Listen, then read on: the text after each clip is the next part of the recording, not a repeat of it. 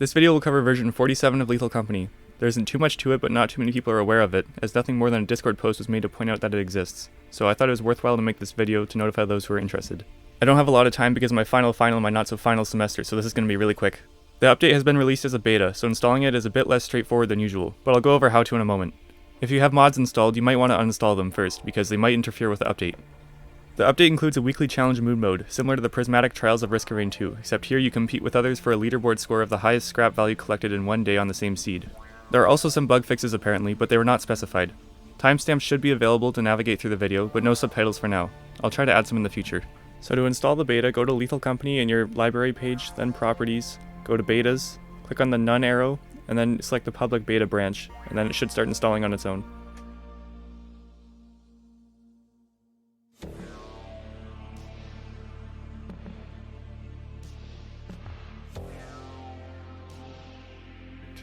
Once it's done launching, if it's worked correctly, you should see the V47 icon in the bottom left.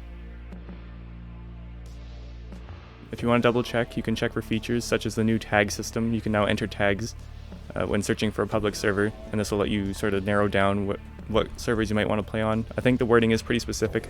Not too many people are on right now, so I don't think it's being used, so I can't really test how it works. You can also select whether or not you want to play with the challenge moon or not. In the server list. So when you're hosting, you'll see a new tab in the save file section, and right now 203, I'm pretty sure the name will change, but that's the name of the challenge moon that you can select right now. You'll notice that there's some different things. Any players that join will by default have a purple suit on, just to make it clear that you're playing in the challenge moon mode, and you cannot change the moon that you're on. So right now it's on experimentation. You cannot change what moon you play on, but you do get a big lump sum of money that you can use to spend on whatever you think might help you throughout your day. So this is some sped up gameplay. The overall, just as one day, this is not very different from the base game. The main draw for it is that the seed on your first attempt will always be the same for everyone. Same loot spawns in every single spot, no matter who plays on it. So it can allow for a high score system to be implemented into the game, which is a big draw for some people, I believe. I'm not totally sure if enemy spawns are always the same. It seems that they do spawn in different spots sometimes, or at different times throughout the day. Like one time I had a spider spawn right at the start of this, and then one time I had it spawn at least a couple minutes into after it started.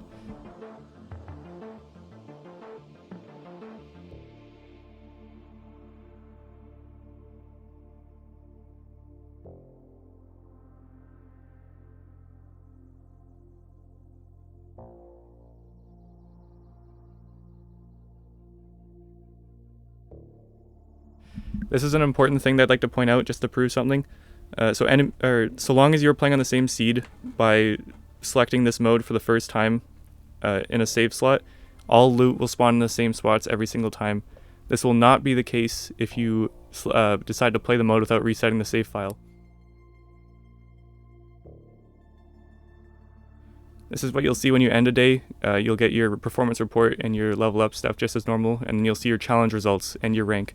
So your rank, I'm pretty sure, is on a global leaderboard, or at least regional. As you saw there, as soon as you're done a day, you can decide to retry it. However, if you do this, your score will not be overwritten in any way, under any circumstances. After you get your first score, that is what it is for the rest of the week. You don't get a second chance. If you decide to go right into another one, the seed will not be the same. Loot spawns will be in different areas, so you can't compare your results to others legitimately using, or by going into another run right after. This is an example of that. This is the same fire exit area. You can see that the wrap present isn't where it was last time. It's in a different spot, and the engine that was on the rebar isn't there anymore. Again, you can't overwrite your rank if you try a second time, so that's what's being shown there. This is the leaderboard system. This is where you'll see you and your friends after they've completed things.